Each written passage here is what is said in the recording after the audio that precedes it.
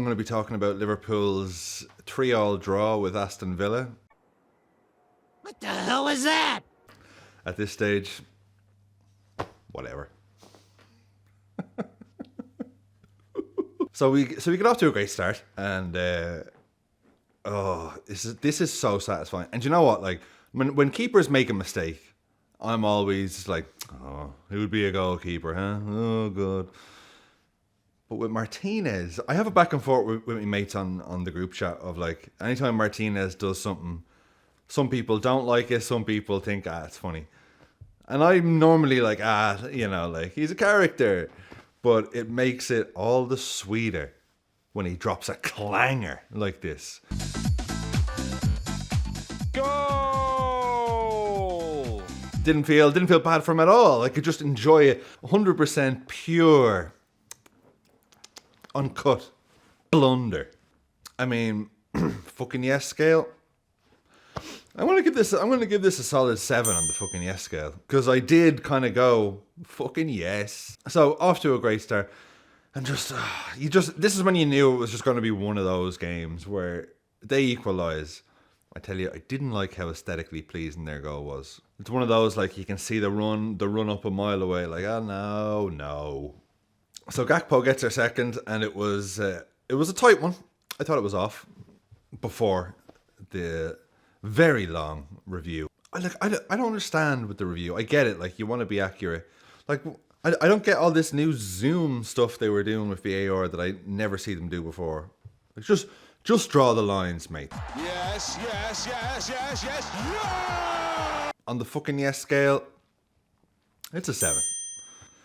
So we score 2 very sort of goals, and Gakpo again on the end of it. I mean, it's mad because the last 4 or 5 weeks, Gakpo's been transformed. And I was watching something, you know, that round table thing that's on YouTube where it has Klopp and Pep Blunders and Elliot and Gakpo, and they're all talking about just different sort of things. But Klopp mentioned that Gakpo came to him a few weeks ago.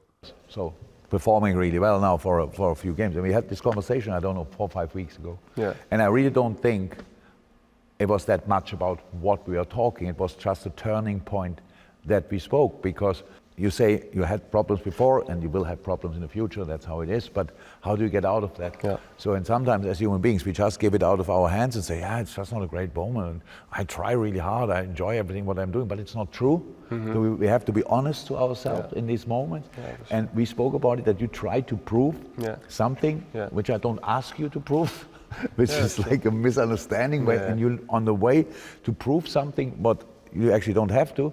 You lose the rest of your game a little bit, and with stopping that, you can be yourself immediately again. It's crazy. Yeah. I think the next game you came on and it looked completely different.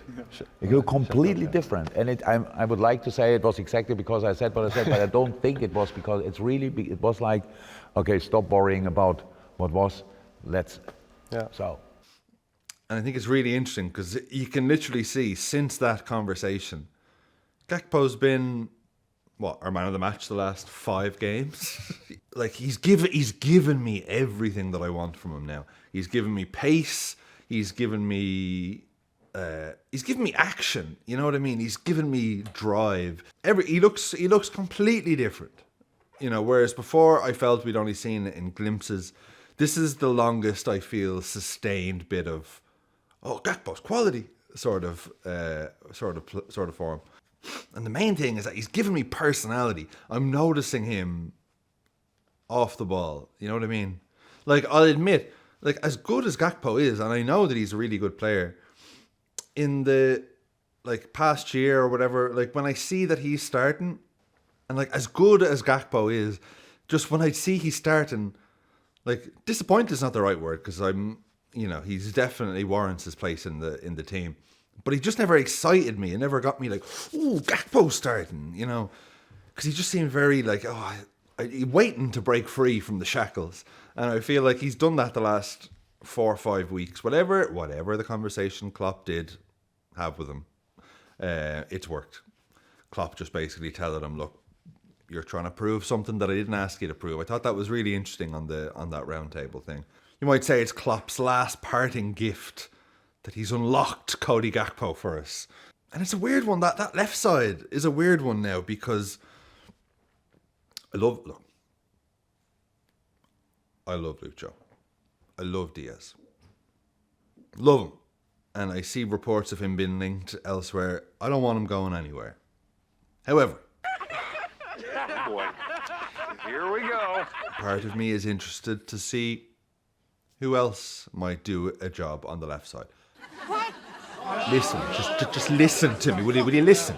Gakpo on the left, his preferred position, and he's playing well enough now for me to think, I want him in his best position, really influencing the game. Diaz, do you know, my only issue with Diaz, and I said a couple of weeks ago that Diaz is so good, but it's just, he doesn't give me that confidence when it's time to play that final ball or to make that final decision.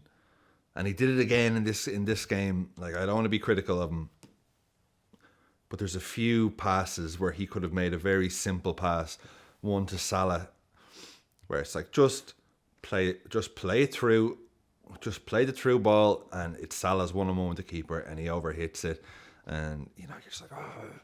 I think Gakpo in that position would be very interesting. I think Darwin on the left would be very interesting. Let's take the pressure off him. Look, I know I'm trying to cater too much for Darwin here because of my love for him, but I'd be very interested to see when Slot comes in to see, okay, does Diaz and Salah stay? I think they will. And what does he do? I don't really like Cody in the middle. As good of a finisher as I think he is, I think he's our best finisher right now. But that left side, I'm like, can we tinker? Can we just tinker? I'm sorry, Lucho, if you're watching, which you almost certainly are not. So anyway, we go and it's half-time, 2-1. Great. Now, was it frustrating that this team went down with every strong gust of wind that came across Villa Park? Yes. Did it seem like Simon Hooper was deliberately poking the bear and trying to get Klopp his yellow card? I don't know, but Klopp had to work very hard. At one stage, he's just like, okay, just keep calm. It was one of those, one of those games where you're just like, oh, fuck off. Klopp's like, you fuck. No, good game, ref. No, I said you've loads of hair. What's that? No, I said you're reffing it great. That's just Arnold Schwarzenegger. I'm going to stop sporting on the racist now. Now, second half starts. This is one of those goals. I'm just putting my kid to bed, and I walk back into the room just to see the cross coming in. And Kwanzaa, now, what a fucking header. Now, my question is this our best header of the season? Oof, this was satisfying. Great ball by Harvey. Great leap by Kwanzaa. And, the fact that we're right behind the ball as well. It's like it's technically gone wide and it just curves back in and hits the post as well. Could you get more aesthetically pleasing? Fucking yes, scale. That's a solid 9. I was delighted for him. And then even just even the little thing of just Gakpo like on the line. I'm like, yes, give me that personality, Cody. Look, I know this is Kwanzaa's goal, but I found myself afterwards being like, Gakpo, yes. He just seems to be really, like, you can tell, like, everyone loves Gakpo. I love Gakpo. I've done a complete, like, look, I love all our players, but Gakpo's now the one who I'm like, I'm kind of looking out for him now. I'm like, what's he up to? But honestly, I'm so excited next year to see what Gakpo's going to do. Cody, I am all in. I love you, in fact. Then they score a second. Then they score a third. Fuck off. Yeah. Honestly, it was just one of them, wasn't it? The third one especially. One of those freak goals, but whatever. Have you ever cared less about us conceding an 80-odd minute equaliser? Villa equalised. Oh yeah?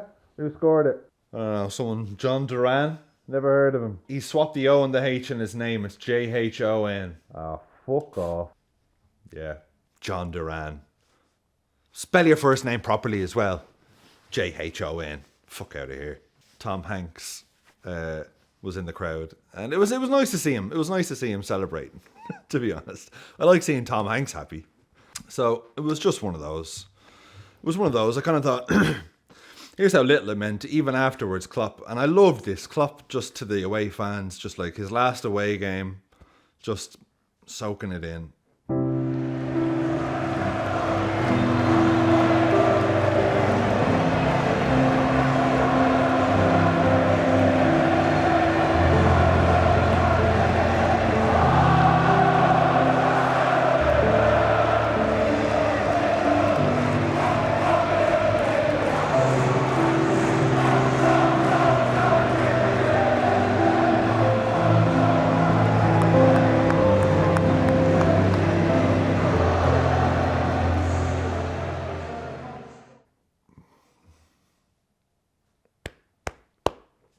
My man, Jurgen. So look, we're getting to the end of the season.